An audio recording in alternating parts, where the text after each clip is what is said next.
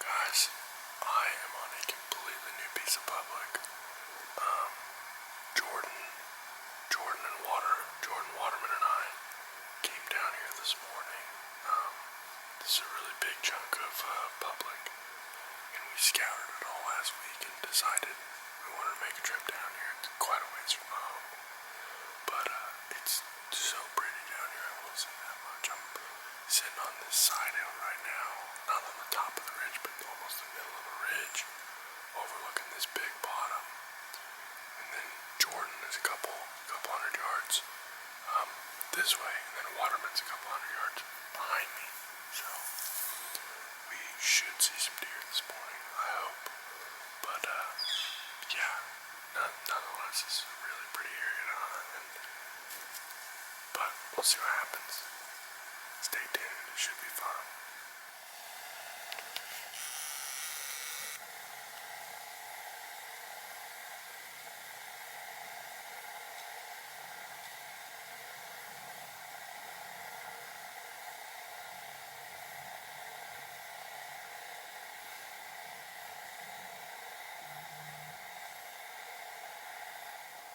That's hilarious. Waterman texted me a video of that buck. It said, headed your way, David. I put my phone away and I look over my shoulder and there it is. That's so funny. Just a little buck. Well, I think I told you that we just had two guys, probably about a half hour to walk in on us. And then Waterman texted me about 5 or 10 minutes ago, and a younger buck. I mean, he's probably like 2.5 years old. He wasn't huge, but I mean, I'd have probably shot him, especially at this point in the year. But he's a nice 8 point. Here's a picture of him out of the video that Austin got. But Austin said it looked like he caught their ground scent and took off.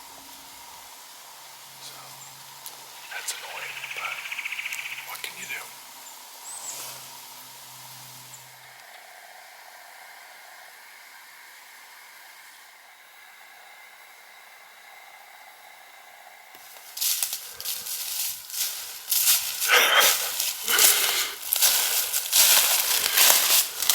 Morning. Dude, I'll tell you what, man. Like, literally, no sooner did you text me, I look behind, like, I start hearing crunching behind me. I got the camera pointed over here. That little ding started rolling through. Where are you sitting at? Right down over here. Yeah, you can see the tree. It's that small tree. It's like a couple little saplings right before they cut. Oh shoot, so we just like right next to each other, really? Oh yeah, no, I didn't realize you were that close.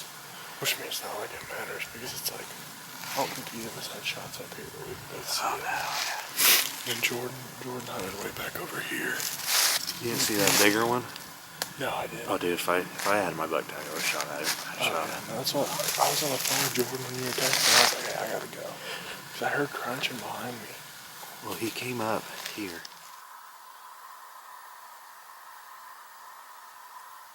So, we did a little bit of road scouting and drove around after we got down this morning. And then we came to a different piece. It's the same piece of public, but it's a couple ridges over and a little bit further in. And we've been in a stand for a little while. We're all set up reasonably close. Because we're just covering this bottom just because it's still a relatively new area to us. And Jordan's over here in front of me, down in this bottom, and I'm kind of on this hillside. And two does came in behind him, and I saw him before he did. And he didn't see him right away, but they were like 30 yards away from him.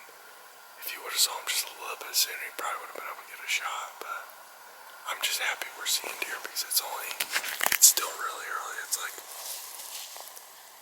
like 2 and we're seeing deer, which is good. So we'll see what happens. I'm feeling pretty good because so far we've seen deer morning and evening. So we'll see.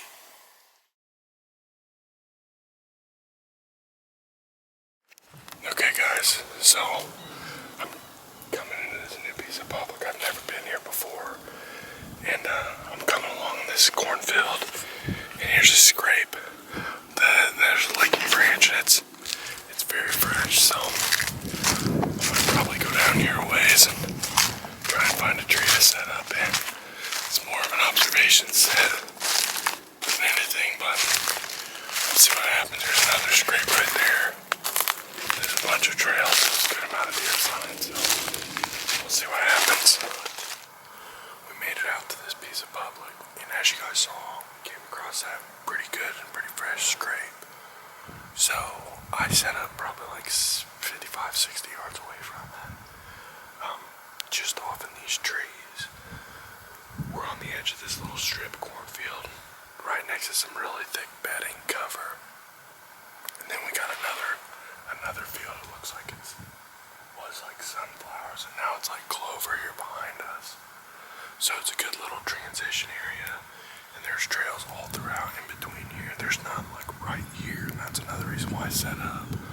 But we got the wind blowing in my face out towards this little clover field, whatever you want to call it.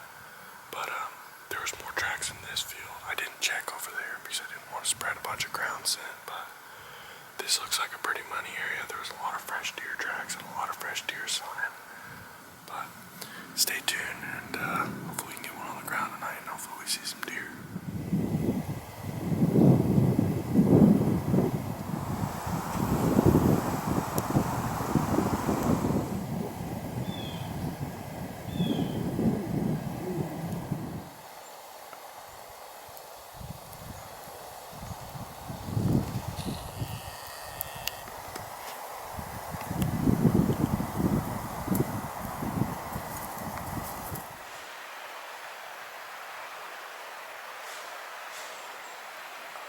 I'm out at this piece of public with Jordan, and we're set up pretty close to one another.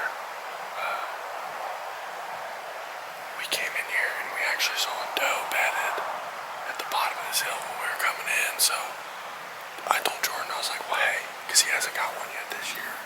I said, hey, I'm going to back up a little bit and come further down this river, and I went the opposite way of the deer because I didn't want to bump it or anything, and Jordan went a little bit further towards it and got set up, and about 10 minutes ago I heard a thwack.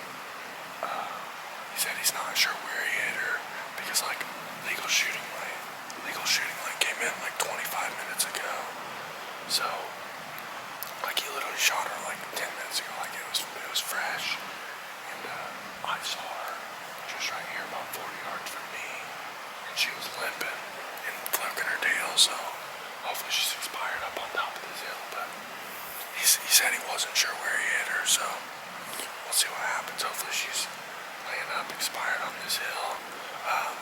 I think he's going to get down at about 8:30 and check for blood, so we'll see what happens. I'm going to hang tight, and hopefully something rolls through. I did hear some sticks popping, like literally right as I got in the tree, right over here, so we'll see what happens. We saw quite a few deer when we hunted here last year, so, and we're already off to a good start this morning, so hopefully we can double up, and yeah, I'll keep y'all updated.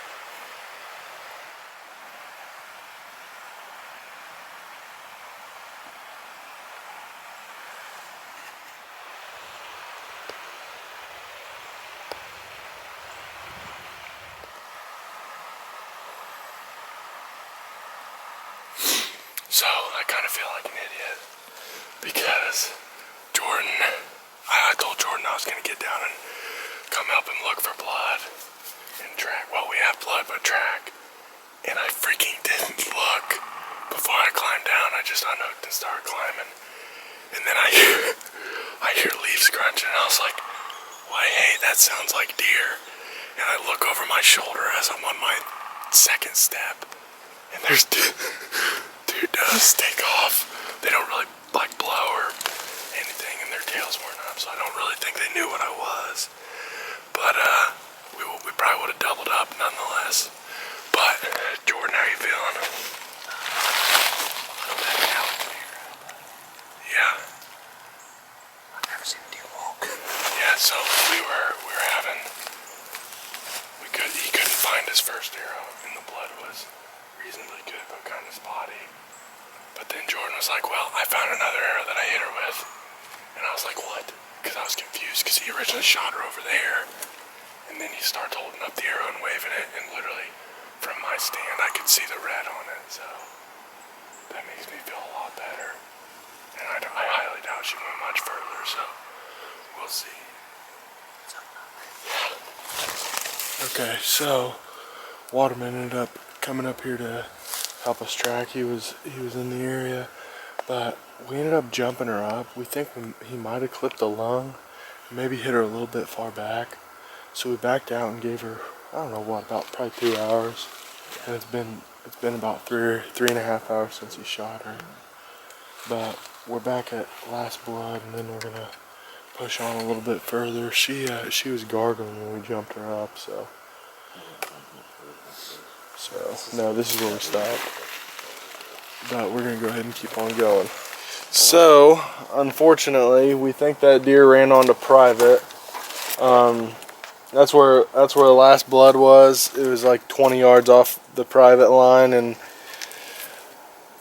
we just couldn't find it, and we're gonna have to skedaddle home. And we tried our best looking for it, but man, that's a bummer. Waiting on him to call us back. Yeah, if he calls us back later tonight, I'd be game to come back up here and try to find it, but I mean, we'll see what happens. Yeah. So, but that's part of it. It happens as bad as it is. I mean, sometimes it happens. What we're all thinking is that he clipped one lung and then got into the liver. Just because she was gargling when we jumped her up. We gave her about, what was it, probably an hour and 10 minutes? Yeah. When you first shot her. But I feel like I wish we would have given her a little bit more time. But judging by how the arrow looked and how she was acting when she walked off, I mean, I'd have said she was a dead deer all day long. I mean, she was limping and she was wagging her tail, and like she was on borrowed time. She was hurting. We all have no doubts that she's dead. It's just she's on private and where at. So, but that's a bummer. Two weeks in a row we got freaking rough hunting. Yes. So, but it is what it is. So we'll probably hopefully we can get back out here before too long. But hopefully so. Yeah.